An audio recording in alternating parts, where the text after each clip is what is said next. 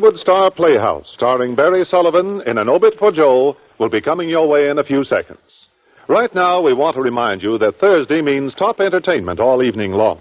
Listen a little later to the original Amateur Hour with Ted Mack, that longtime favorite program which helps shape the entertainment patterns of tomorrow. It's the show which gives promising newcomers that first big break. From big cities, from tiny hamlets they come, eagerly crossing the threshold that leads to the great world of entertainment. Be sure to listen tonight for the stars of tomorrow when Ted Mack introduces them on the original Amateur Hour on ABC.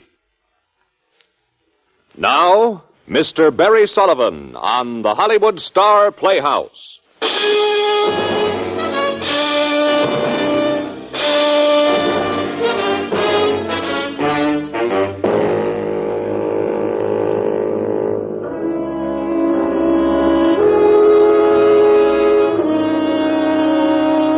Hollywood Star Playhouse. Tales of suspense, thrills, adventure by Hollywood's finest writers with Hollywood's top stars. Brought to you each week by the American Broadcasting Company.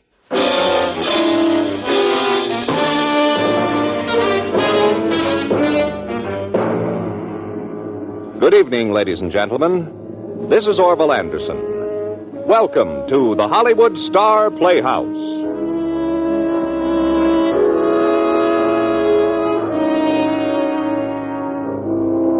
Barry Sullivan is appearing tonight by arrangement with Metro-Goldwyn-Mayer, producers of the Technicolor musical Rich, Young, and Pretty, starring Jane Powell, Daniel Daru, and Wendell Corey. Back in his cub reporter days, he thought he'd written his last obit. Well, then he got a police beat, and finally all the way up to a byline and the Pulitzer Prize. But now it's come full circle. Listen to Barry Sullivan as a reporter named Cathcart calling in his last story, An Obit for Joe.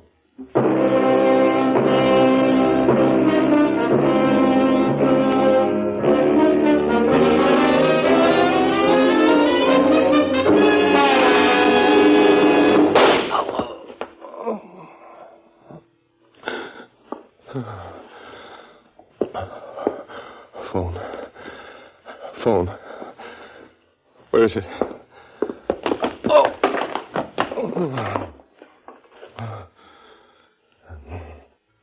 Now, cigarette, match.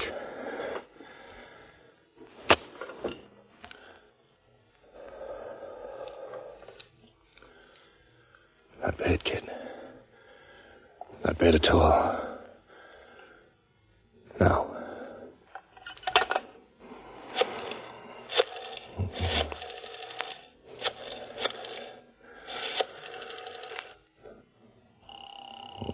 Walter, dear Walter, come home to me now. I'm city desk, done. Joe Cathcart. Joe, for crying out loud, where have you... Shut up. You got a pencil? Pencil? Yeah. You were a rewrite man 30 years ago, Walter. Let's see how much shorthand you remember. Joe, are you loaded? Up to here. You're missing a wonderful party. You ready with a pencil? Look, what is all this? Are you... Here we go. Head it up. Add Obit. Hold it. Obit. You don't mean obituary? Indeed I do. Whose? Mine.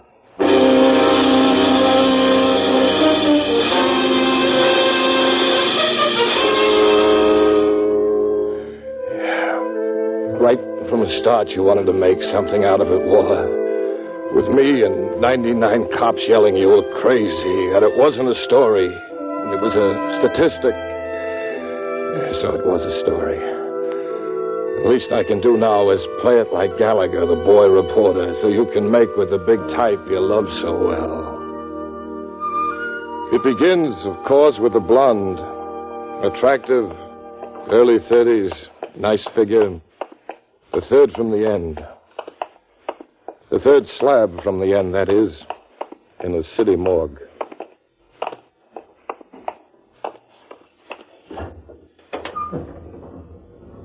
Well, there you are. Unidentified. Picked up off Pier 23, foot of Greenwich Street, 3 p.m. yesterday. M.E. thinks she hit the water Tuesday night around 8 o'clock. Okay, Lieutenant. Suicide? What else? I'm asking. If we decide different, we'll let you know. Hey, what's the matter? Wife overcook your eggs? Just forget the circulation buildup, that's all. I don't want to read any headlines about the police being baffled in the death of a mystery beauty. It's a suicide. Dame got to moping and jumped in the bay. Yes, sir. We've had 12 just like her so far this year, and par for the course is 20. So we'll have 8 more between now and Christmas. No mystery threats now, or dark foreigners or anonymous phone calls to your city desk. Lieutenant Halloran, you have a nasty, suspicious mind. Why shouldn't I? What's Walter Dunn's top staff man doing on a routine suicide like this one? Right after I spend all morning with a little finishing school job answering 1,000,001 questions about... Hey, wait a minute. What finishing school job? Tweed suit, horn-rimmed specs, hair in a bun. You know her, Joe. I thought she was your leg man. I don't know her. And my leg man is me. What's her name? You got me. Ask Walter. He sent her. Okay. Oh, thanks, Halloran. And write it honest, will you? Just this once.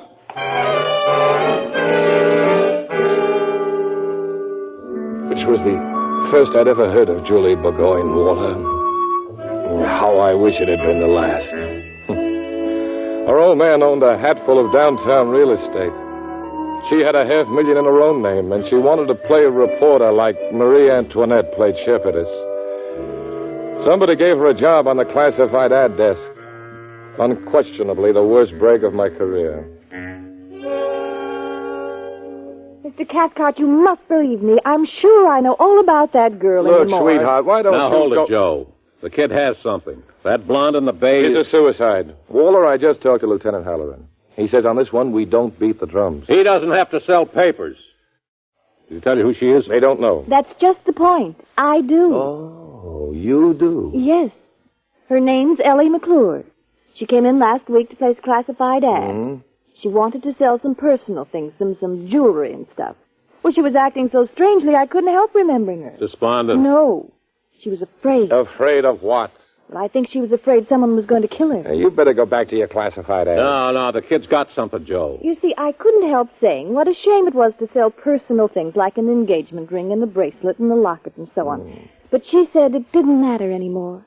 She said if she got money out of them to pay the rent for 2 more weeks, that would be enough. Because in 2 weeks, she'd be either rich or dead. Huh. Well, what do you make of it? Hey, she was playing the horses, maybe. Went broke. How would I know? I think you'd better find out. What's her address, Julie? Foxwell Apartments on Bush Street. Well, What? you got your lead.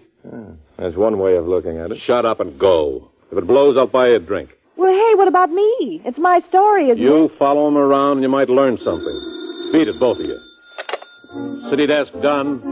Larry, for Pete's sake, get the lid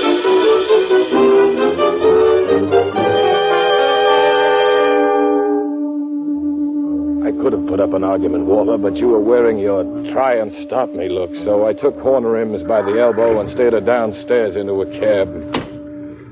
Foxwell Apartments, driver, 1280 Bush Street. Hey, how'd you know the address? Mr. Cathcart, how'd you know? I looked it up. Oh. Well, say, I hope you don't mind that I'm... I do. But just think, Mr. Cathcart, maybe it'll be big. My first story. Maybe it's a scoop. Scoop, just like the movies. Well, it might be. First off, little one, who told you it was your story? Well, isn't it? I got the lead. It's a long mile from there to a byline. Yes, I suppose it is. Look, let's understand a couple of things, shall we? Yeah. If you've got newspaper ink in your veins instead of blood, fine. If you were born in the theater lobby between acts of the front page, congratulations. But I'm for real, honey. I've been making a living at this for some time now, and I know a dud when I see one. And more important, I've got to get along with the police department, and when they say lay off, I lay off. So you want me to lay off, too? I want you to go back to your classified ad desk or whatever you were playing at when you dreamed this up. I didn't dream it up. That girl was murdered, and I'll prove it to you. Okay. It's your ball, honey.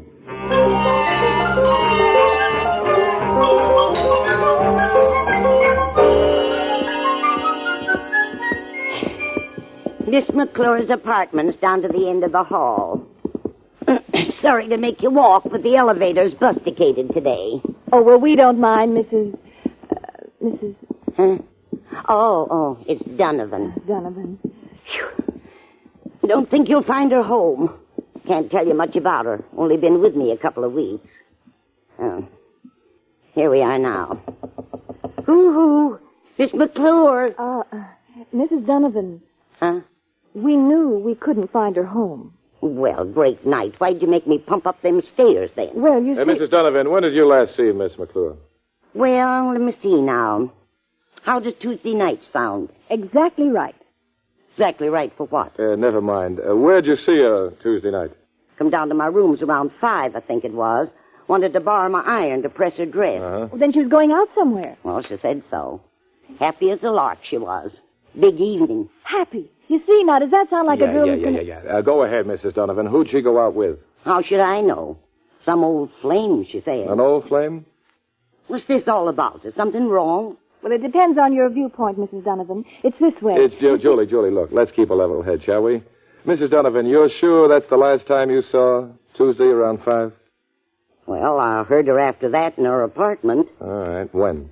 Oh, around midnight, I guess. I heard her moving around in there, and I thought I'd get my iron back. So I knocked, but she didn't answer. Moving around? You mean she was opening drawers and things, huh? Yeah. Mm-hmm.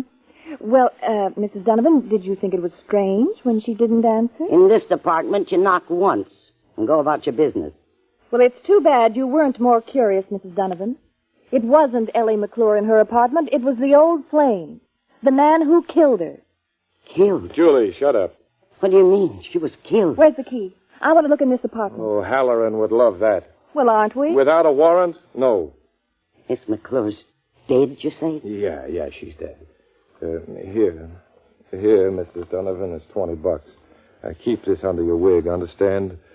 Let's go, Julie. But I still think we ought to at least look in the apartment. After all, Dead. Joe, we might find something Miss very McClure. I didn't know she was dead.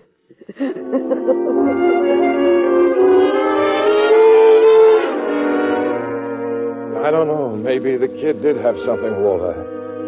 We had 2.5 hours until the paper went to bed, so we stopped off at the top of the mark for a strategy session over a couple of scotch and sodas by one of the windows. Night had settled over the city.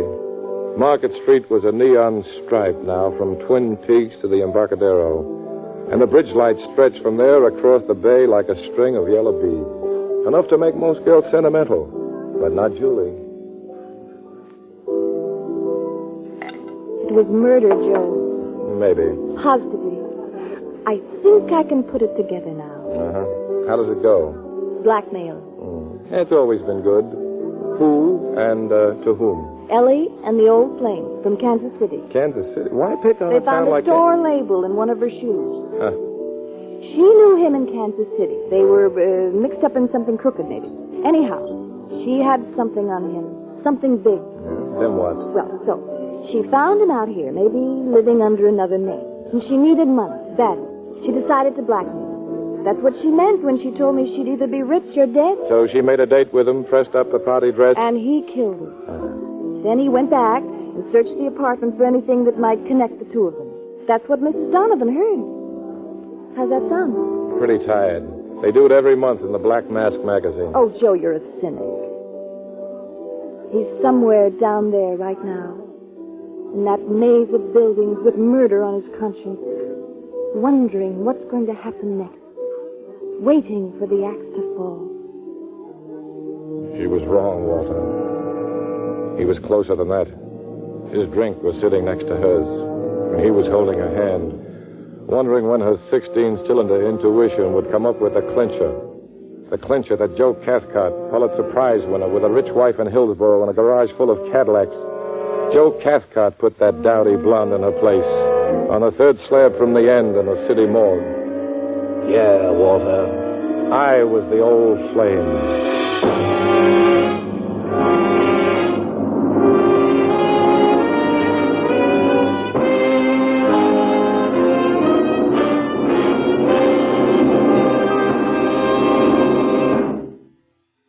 We will continue with Act Two of Hollywood Star Playhouse in just a moment.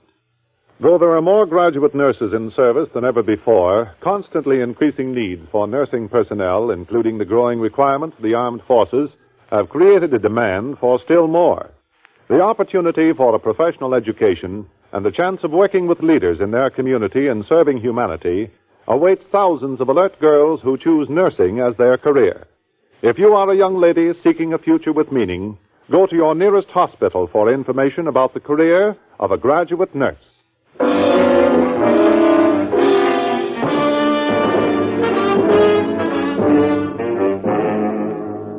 Now, Act Two of An Obit for Joe, starring Mr. Barry Sullivan.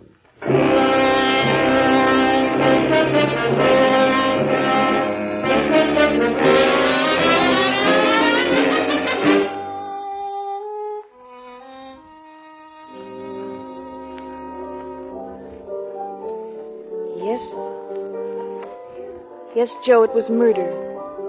And he's down there somewhere, waiting for the axe to fall. Joe, what's the matter? Oh, nothing. How about another drink? I beg your pardon, sir. Oh, what is it, waiter? There's a gentleman who'd like to talk to you, sir. Gentleman, where? Other side of the bar. Oh, yes, I see him. I'll be right back, Julie. Bring the lady another drink, will you? Yes, sir.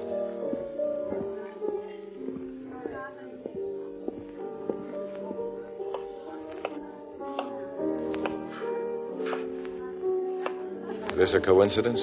Nope. Drink? Thanks, no. I saw you and the dame go into the apartment. Sticking around pretty close, Bert. Well, in my business, it pays. You find things out that way. So what? So I better set you straight on what your $5,000 bought you. Why don't you get up on a stump? No, don't get nervous. There's no one around. Yet. That money got you dead blonde. Didn't buy you a newspaper scoop. You think I'm crazy? Well, I didn't. Till I saw you at the apartment. It's the kid over there. She jumped in with both feet. Well, pull her out. By the neck if you have to. How much does the landlady know? She heard you around midnight. Me? Yeah. Snooping around, opening drawers. Well, she's lying. I never went back. You know what? I didn't have to. Ellie had a purse with her, big purse. There were letters, a couple of snapshots, marriage license. So if you think you can hang this on me and stay clean yourself, think again. That works both ways, Oh, I'm happy with my $5,000. I won't shake you down. But get this. Nothing in the papers, understand? If this ever hits page 1, my little brown bundle gets dumped in the lap of the DA. If it ever gets going, it'll take more than me to stop it. Well, you better try, Joe. You better try. So long, Joe.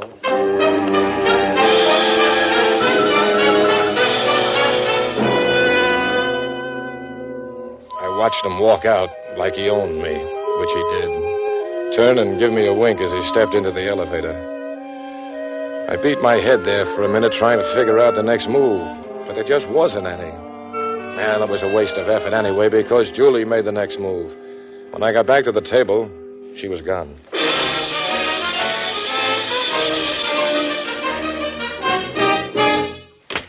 Joe, where is she?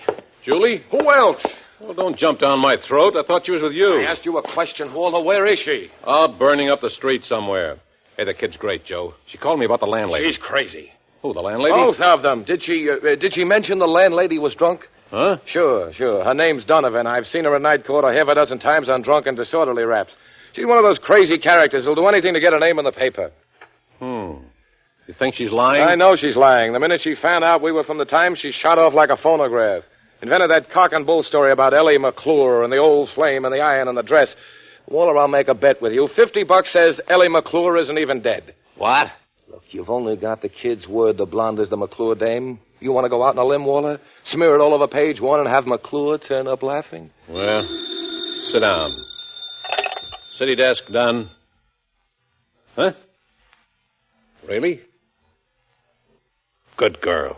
Good girl. Phony, huh? What is it? Well?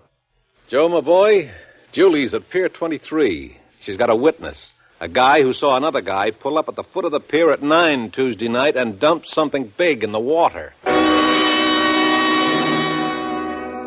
Jimmy Randolph, his name was. A merchant seaman, and she had him staked out in a little bar on the Embarcadero. I found him leaning over a beer alone. You Jimmy Randolph? That's right. Joe Cathcart, Times. Oh, yeah, she said you'd be along. Oh, she did? Where is she? Said she had an errand uptown. Oh. I guess you want the dope on Tuesday night, huh? Yeah, you told her you saw a guy pull up in a car. Yeah, I had a couple of drinks at the bar here. Walked out about 9. Saw this car pull up across the way. Uh-huh. Didn't pay much attention. Then a guy got out and opened one of the rear doors and hauled out something. Couldn't make out what it was, could you? Well, might have been a body. It might have been a sack full of rubbish, too, mightn't it? Well, I don't know. Say, Jimmy, you're a seafaring man, aren't you? Maybe, President Monroe. Uh-huh. Doesn't pay too well, does it? What's on your mind, pal? Well, it just happened to hit me, Jimmy. If you were to suddenly decide it was a sack of rubbish instead of a body, you might find a stray $500 bill in your duffel bag tomorrow morning. Are you kidding? Okay. Let's make it 1,000. How's that? Oh, holy criminy. What a chump I've been working my head off on a ship. All I got to do is sit here and I got it made. Hi, Cathcart. Oh, hello, Lieutenant. You must be in good form tonight. Funny man. Some people think so. Who are you?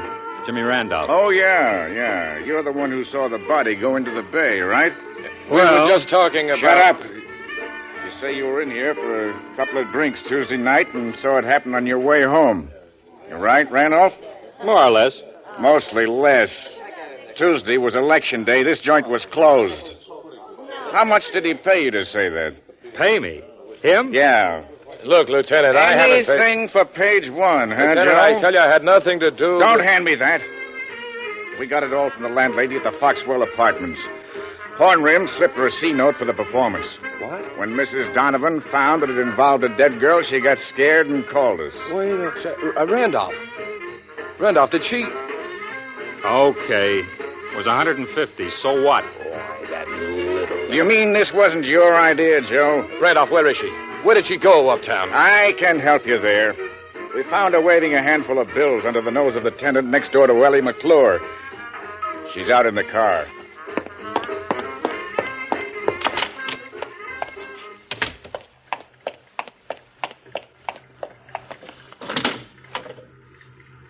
Hello, Joe. All right. How much of it was true? Well, she did come into the department and place the ad. Yeah, what else?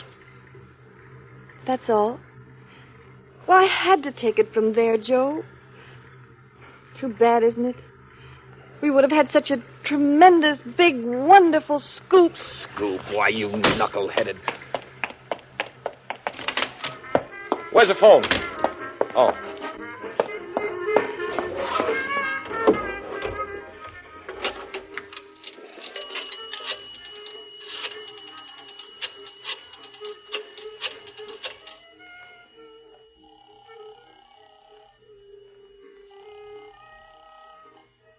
Time City desk done. Walter, this is Joe. Well, I got news for you, baby. The kid came up with a play-by-play account of what happened when the guy called for Ellie. It seems the tenant next door heard them. Kill it. Kill it? Why? It blew up like I said it would. They're bought and paid for, all of them. She did it with a little bankroll. Huh? You mean Julie? I mean Julie. No. Say it ain't so, Joe. She's sitting out in the squad car right now. If they feel like it, they can file bribery charges against her. So kill the whole thing, understand? Joe, I can't. You can't. Why not? The paper went to bed an hour early. We're on the street.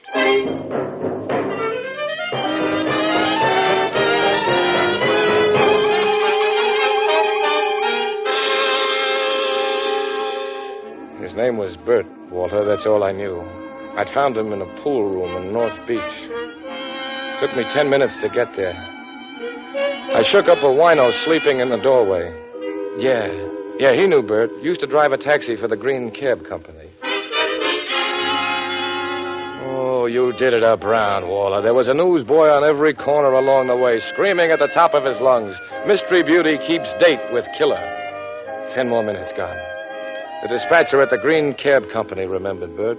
Albert Bracamonte, his real name was. I found it in the phone book. A dingy walk up on Fillmore Street.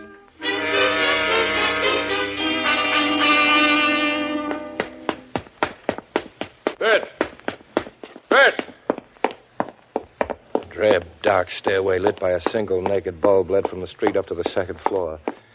It felt empty, like no one had lived there for a long time. The door was open. I went in. Stupid? Yeah, I guess so. But all I could think of was the brown bundle, wondering if he'd jumped the gun, hoping it wasn't stuck under the DA's door. There was a broken-down dresser in the corner, a nightstand, and a closet. If it was here, it'd be in one of the three. I started on the dresser. You rat, you dirty, stinking rat. Wait a minute, Bert. You got it wrong. I got it right, Joe. I got it right. Bert, no, don't! Give me that gun. Wait, no, you don't. Let go of my... There. Don't do it, Joe. Don't do it.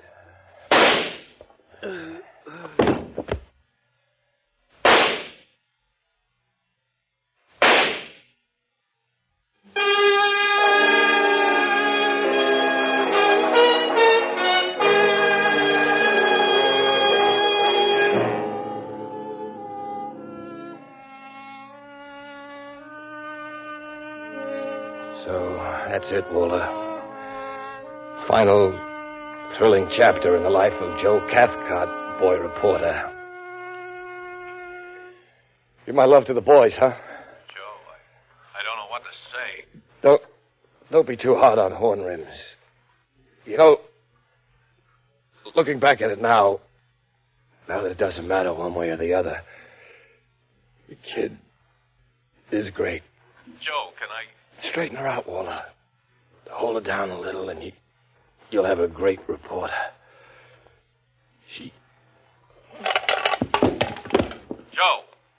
Joe!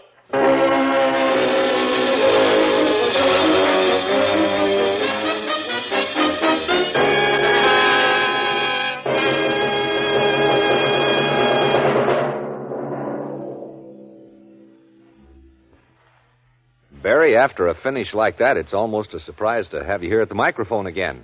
But I'm glad you are, because it gives us a chance to thank you for a great performance. The pleasure was all mine, Orville, even though I did have to die in the end. But don't forget these live characters around here. Mary Jane Croft, Will Wright, Ted Von Elst, Jane Morgan, Frank Gustel, and Sheldon Leonard. Thanks, folks. Thanks again, Barry.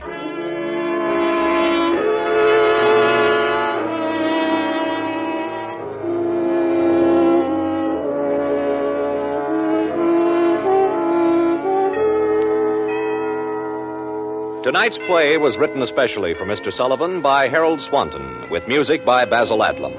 The entire production is under the direction of Jack Johnstone. And now, here is the star of next week's thrilling story on Hollywood Star Playhouse, Miss Claire Trevor. The stillness is deathly. Outside our windows, the sea heaves in thick, syrupy swells. A sea of vengeance. And racing towards us from below the dark horizon, the wave, waiting for us if we try to escape. And our only hope, the launch, is baited with exploding death. Claire, you have us on the edge of our seats already, and we won't miss the wave next week. Thanks. On tonight's program, all characters and incidents were fictitious. Any similarity to actual characters or incidents is purely coincidental. And now, this is Orville Anderson saying good night for Hollywood Star Playhouse. This is Barry Sullivan again, reminding you that our good friend Ted Mack is coming your way next on ABC with his original Amateur Hour. It's a grand show. I hope you'll all stay tuned.